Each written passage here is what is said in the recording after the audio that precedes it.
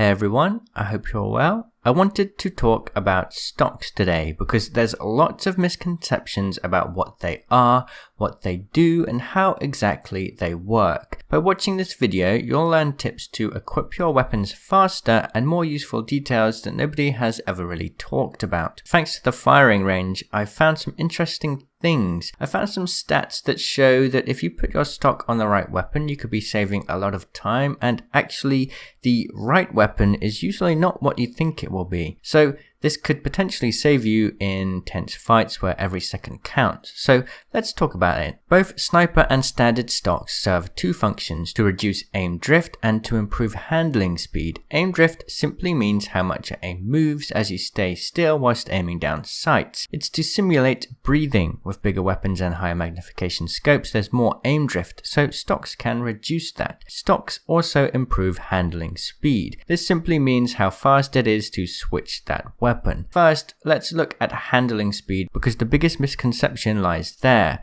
I will be testing how stocks change how weapons are equipped and unequipped. To calculate this, I started a timer from the frame the UI switched to the weapon to the frame we were able to fire. First, we had to test the stats with no attachments to get a base. I used full auto weapons, that way I could fire as soon as it was ready and there was no discrepancies with when I was clicking the mouse. I held it down as soon as I could.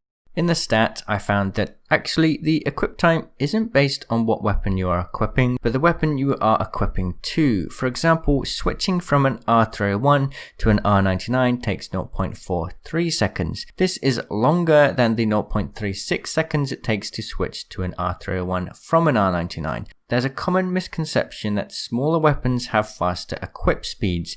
It's sort of true, but actually it's more like this. Smaller weapons have faster unequip speeds. This means it's faster to switch from an R99 to a Kraber than it is to switch from a Kraber to an R99. So straight away, we've learned something. If milliseconds matter, then it actually makes sense to start with your heavier weapons first and then use your lighter weapons as a backup. We really are talking milliseconds here though. So this brings us to the next question. What should the best stock go on? For example, if we have a purple stock, should we put it on the Smg or the assault rifle? This is an important question because the switch time is reduced for both weapons. So in my tests, I found something quite strange. So first, here are the swap time for no attachments. Now, if you put a stock on the R301, you're getting a 13.88% time reduction when switching to the R301. Yet switching to the R99 has an even larger 16.27% reduction.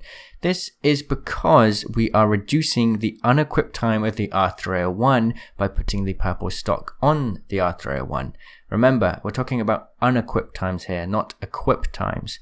Now, if we put the stock on the R99, you are getting a 6.97% time reduction when switching to the R99. Yet, when switching to the R301, you get a 13.88% reduction. These may seem very confusing, but let me keep explaining and you'll understand. So far, we found that putting the purple stock on the R301, the larger weapon, gives us more of a reduction in time to equip both weapons.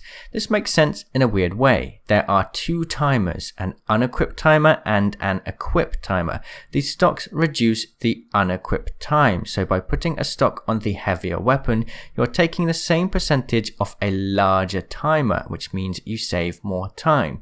We can prove this further by comparing the equip times of a devotion and an R99 when alternating which weapon has the stock. If my theory is true, a devotion unequipped timer should be very big, so adding a stock to it instead of the R99 will see an even bigger time saving than the R301 and R99 switch. Let me clarify, it will take longer to switch from a devotion to an R99 than it will to switch from an R301 to an R99, but the time saving with the stock on the devotion will be far larger. So the point I'm making here is if you put the stock on the lighter weapon when you have something like an LMG, you're going to be losing a lot of of time when switching weapons. As we can see with the tests here, the results are very impressive. If you put the purple stock on the Devotion, you get a huge 18.75% time reduction when switching to the R99, and a decent 14.28% time reduction when switching to the Devotion. However, with the stock on the R99, time reduction is almost non-existent. In fact, take a look at the stats here for yourself. There's only a 6.25% reduction when switching to the R99 and a tiny 2% time reduction when switching back to the Devotion. Imagine all this time the entire community has been fooled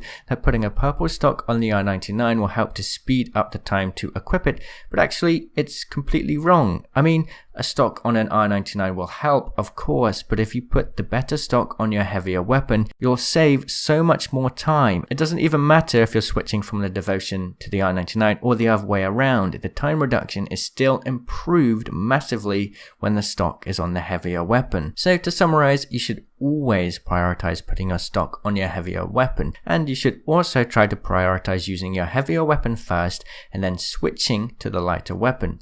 If you have the opportunity, you can even save more time by equipping weapons from your fists. That way you are cutting out the unequip animation of your other weapon entirely. It's the unequip animation that takes the most time. So an alternative option could be that you still put the purple stock on, say, your R99, but you just walk around with your fists and then pull it out when you need to. But the downside to this is when you run out of ammo, definitely going to be quicker to reload than it is to switch to the Devotion with no stock. Now, we've talked about weapon handling, but stocks also serve another purpose, to reduce aim drift. Thankfully, the functionality is once again weighted towards providing more support for heavier weapons, so let's take a quick look at that. So aim drift doesn't change your recoil or your horizontal recoil in any way. All it does is change how much sway there is. So on something like an R99, it's almost non-existent. You can see it here, but you're never really going to see the benefit for aim drift on an SMG. However, on a sniper, there's a massive difference. The aim drift is reduced quite considerably,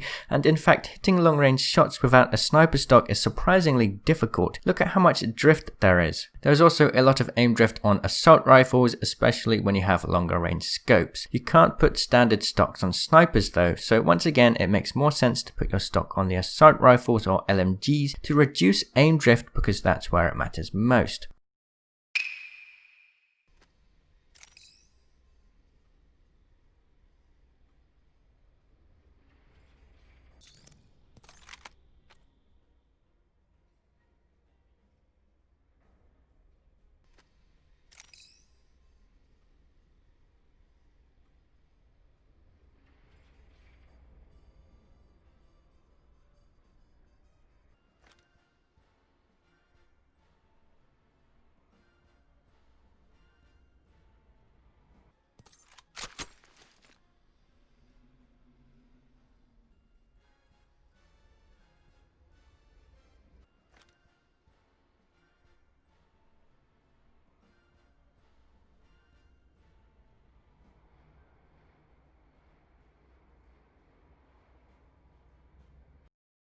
So in summary, what have we learned today? Well, contrary to what makes sense, the stocks help to reduce unequip time far more than equip time, which means you will save far more time when placing your higher level stocks on your heavier weapons. Although if you really want to save time, you could put your stock on your lighter weapon still and then engage with your fists out. That way you can pull up your weapon and skip the unequipped time from the other weapon entirely. On top of that, stocks help with aim drift, but lighter weapons don't have much, and you're never really going to use them at a distance where it becomes noticeable, so that's another reason for prioritizing your stocks on assault rifles and LMGs instead. Thank you to everybody that has watched this far. It may just seem like a bunch of stats, but I think a lot of you are probably curious to know, and this is really useful information for me. I'm quite surprised at what I found.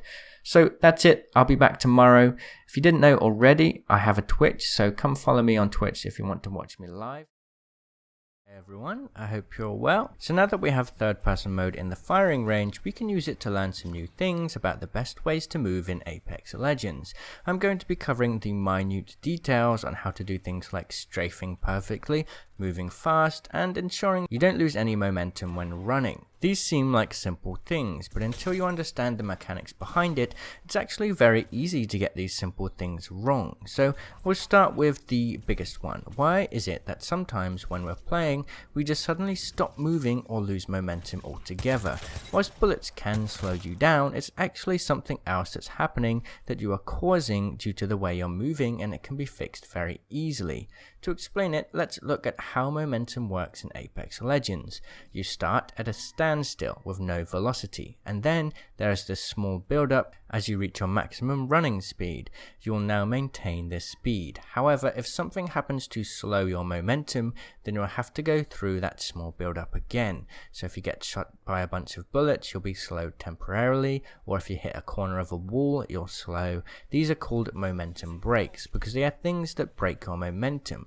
The biggest momentum break is actually caused by your own movement. I'm talking about sharp turns. When you perform a sharp turn as you're moving, you completely break your momentum. And if you're trying to turn really fast to strafe and dodge bullets, then you're going to keep breaking your momentum so much that you're basically going to go nowhere.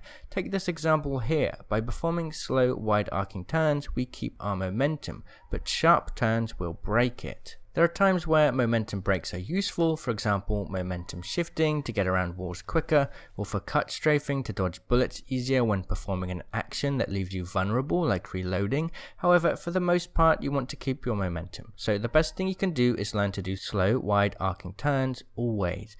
I'm going to show you a bunch of other animation secrets now that can help you to stay agile and harder to hit. Some use momentum breaks and some use other techniques. Firstly, moving your mouse to turn as you move is better for movement than it is for using the directional keys. You can see here how much of a difference it can make. You never really want to use arrow keys to move unless you're already in the air, you're b-hopping, or you're in a stationary position and you're trying to strafe in combat. Next, crouch spamming is very strong. For faster crouch spams, use crouch on hold, not toggle. You can see the difference here. This animation will be the same regardless of whether you are aiming down sight or hip firing. This is a very cheap move to do and it makes your hitbox an absolute nightmare to hit, so abuse this trick. Looking down can also move your head downwards, making it harder to hit. So if you're just going over an incline and players are shooting at you, absolutely it could save your life. However, it only works if you have a weapon equipped, and it works better with taller legends like Pathfinder and Caustic. Wall jumping is a movement mechanic that many have talked about, but I just want to show you it in third person. It gives you such a big boost of momentum, and it's absolutely one of the best ways to peek a corner if somebody is right on the other side. We all know that movement is reduced when aiming down sights, and heavier weapons like LMGs and snipers give even more movement speed reduction. But if you quickly ADS, fire, then unzoom, the movement speed you lose is very small. Gas traps may look small in first person, but they are absolutely large enough for Caustic to hide behind. Just one trap will be enough, but you can use two. Shoot the traps so that they activate, and that will give you more time to heal and prevent enemy players from disabling them. If you want an easy way to strafe successfully in combat, there are two things to think about. One is that long strafes are far better than quick strafes because you'll hardly move if you do quick strafes. However, the best way to strafe is to press W, A, S and D slowly in a circular motion. This will use momentum breaks to quickly stop your movement and change your direction, and the end result is that you'll be moving around far more and you'll be much more agile. This method of strafing is effective even on somebody like Gibraltar or Caustic. Another way to use momentum breaks to your advantage is to turn your aim hard to the left and right as you strafe in those directions. Your player model will turn and they'll be far harder to hit. Your aim won't be on target when doing this, so it only makes sense to do it when reloading. Crouch spamming and pressing WASD in a circular motion together just doubles the bamboozling potential. Pathfinder is the hardest legend to hit because he is so tall, which means every animation has the largest difference in position from one another. Alright, that's it from me. I hope that you enjoyed this video. Third person mode had so much potential to learn, so as you can imagine, I'm super